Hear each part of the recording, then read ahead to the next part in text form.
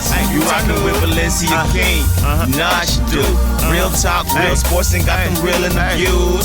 Real talk sports. Turn up. Real talk sports.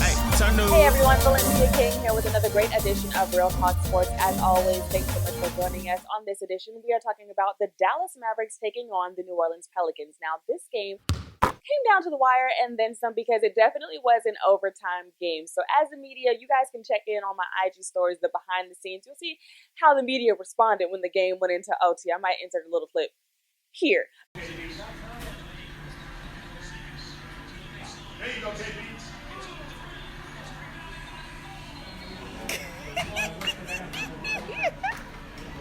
This is what no one wants to see.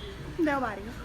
Okay, now that we are back, let's go ahead and talk about this opening quarter for the Dallas Mavericks. We came out with that hit-first mentality, which is very important, as this is the start of a 3-game homestand for the Dallas Mavericks. First up, the Pelicans, then the Grizzlies, and then finishing up with the Pacers on Sunday. So let's go ahead and check in with Mrs. SWK with Coach's Corner. Good evening, everybody. Yes, as Valencia said, this is Mrs. SWK with Coach's Corner.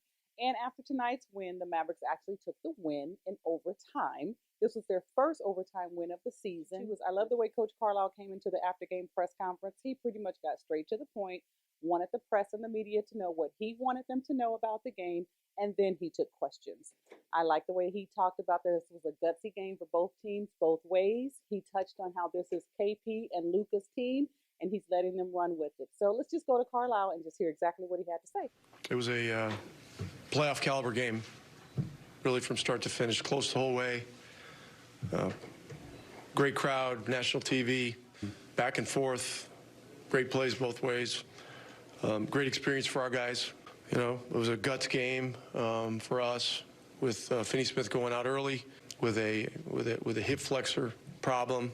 Don't know the seriousness or the extent or any kind of timetable, but the guys that played, played well. Even guys that played, short minutes. So it's a great win.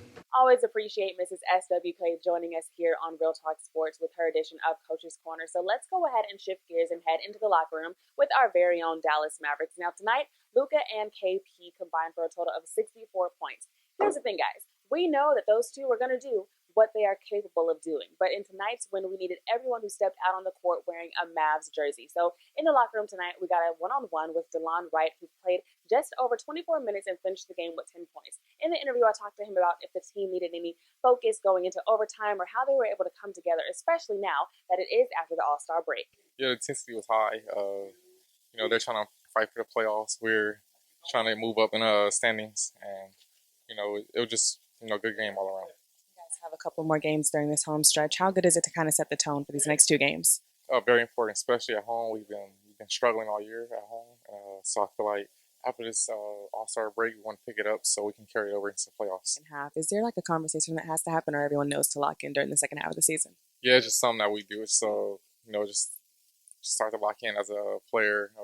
It's less than half the season left, so it's no time to mess around. Moving along in the locker room with the Dallas Mavericks, we had a little bit of fun in this one-on-one interview with Courtney Lee. Listen, I had to just go off of the theme of tonight and the theme of his post-game fit. Listen, it was Mortal Kombat. It said finish him, and that is exactly what the Dallas Mavericks did to the Pelicans. So let's go ahead and check in with Courtney Lee. The theme of your shirt, it says finish him.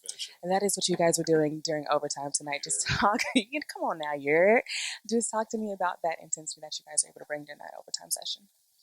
It was a good team effort. Had the lead. They came down, made a 3 in the corner. Melly made a 3 in the corner, and just everybody just continued to stay locked in and stay focused and show real character to go out and compete in overtime and come out with the win.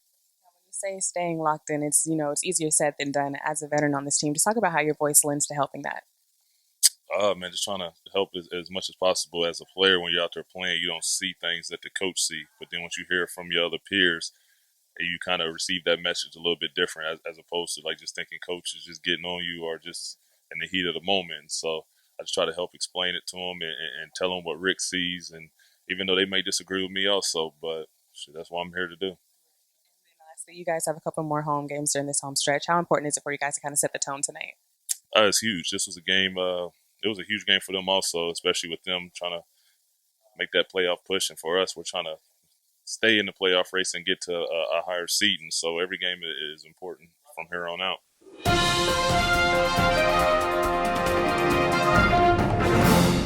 Breaking news right here on Real Talk Sports. I'm getting news that we're heading to the locker room with the New Orleans Pelicans. Dex of the Dex View Podcast is there right now checking in with Zion Williamson, head coach of the Pelicans, the Alvin Gentry, who may or may not be happy. We'll find out in a moment. And then also Jrue Holiday. Let's go ahead and check in with Dex. Dex, can you hear me? Yes, Valencia, we're headed to the Pelicans locker room right now. I want to get Zion, but we might get Jrue Holiday first, or Coach Gentry. But those are the three we want to get. We're headed to the Pelicans locker room right now.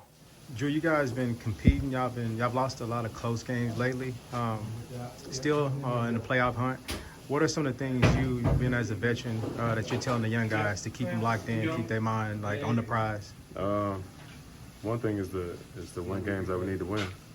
Again, yesterday we felt like against that team, that's the team that we need to win against. So having them back-to-back against Dallas, playing against a tough team, a playoff team, this would just be a bonus. So winning games that we need to win, and then I really like the way we came out and played tonight. Very encouraging after the loss that we had last night, going down to the wire in the overtime. So I think we did really well. Can you talk about Zion's progress since he's got back? Right. A lot for us. He's a lot of our pain points, and that's really, really big for us.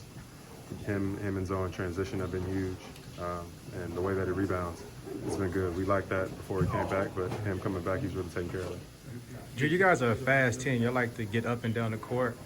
How much freedom does Coach give y'all on offense? Does he drop a lot of plays, or does he just give you guys the keys and let you guys go? Right. They give us principles, and from there you got to kind of make decisions, quick decisions at that.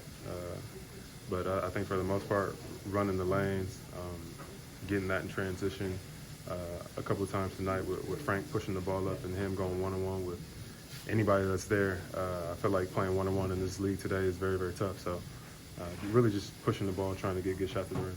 He played hard tonight. Can you talk about Frank's play? Yeah, that's what he does. He plays super hard. He can shoot the ball. He can drive to the basket. Super quick, very, very strong, and stupid athlete. So. Zion, Jrue talked about what you bring to this team as you basically getting a lot of y'all's points in the paint. Can you talk about what it's like playing with a veteran like Jrue Holiday, one of the best two-way guards in the league? It's great playing with Jrue. Drew's he's a great leader on and off the court.